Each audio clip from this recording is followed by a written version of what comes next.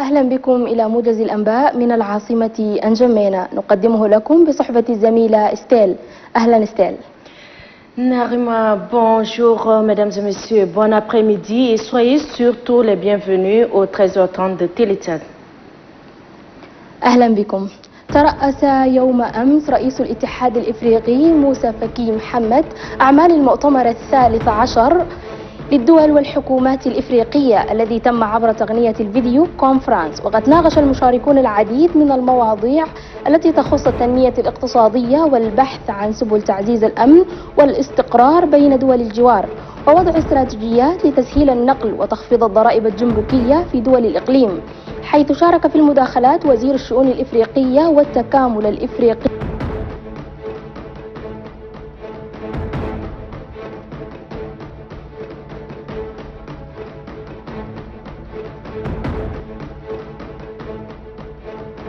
الذي كرس حياته في خدمة الديانة المسيحية من تبشير وصلوات وتوجيهات لأتباع الديانة المسيحية بمدينة بالاء.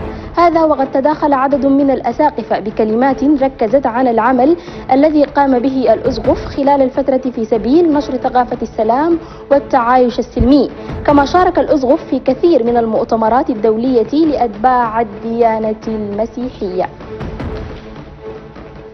قامت اليوم الأحزاب المناهضة التي تضم حزب الشعب الديمقراطي تحت رئاسة محمد جبريل أبا واتحاد الديمقراطيين الاجتماعيين بقيادة جبريل حسن مرسال والحزب الاجتماعي التشادي، حيث دعت هذه الأحزاب إلى التحالف لتحقيق غد أفضل، وعلى الشباب النهوض والتحلي بالروح الوطنية ومواجهة كل التحديات ونشر ثقافة الوعي الوطني، وعليهم التحلي بروح القيادة باعتبارهم سواعد هذه الأمة ومستقبلها.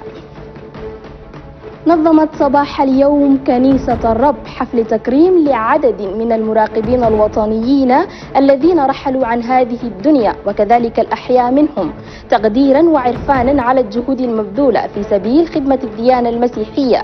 المناسبة تخللتها العديد من الكلمات من قبل القساوسة دعوا فيها أتباع الديانة المسيحية إلى المزيد من العمل لتحقيق الإنجازات في مجال رسالة الرب.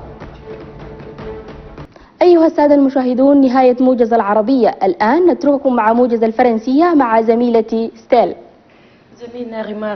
Merci. Mesdames et messieurs, une fois de plus, soyez les bienvenus.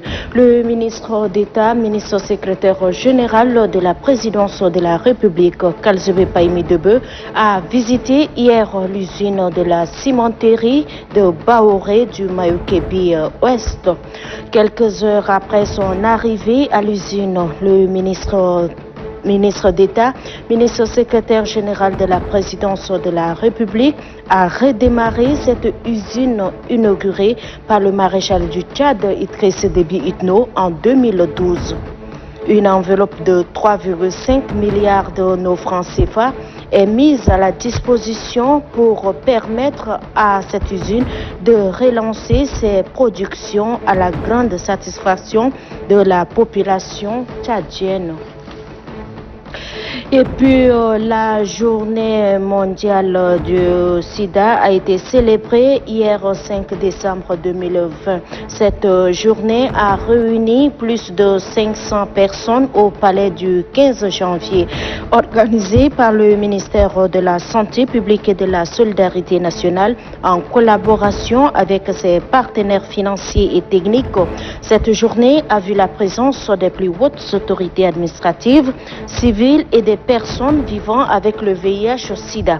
Le ministre de la Santé publique et de la Solidarité nationale, Dr Abdoulaye Sabour Fado, a relevé que la journée mondiale de lutte contre le sida, édition 2020, est célébrée dans un contexte de crise sanitaire mondiale de Covid-19.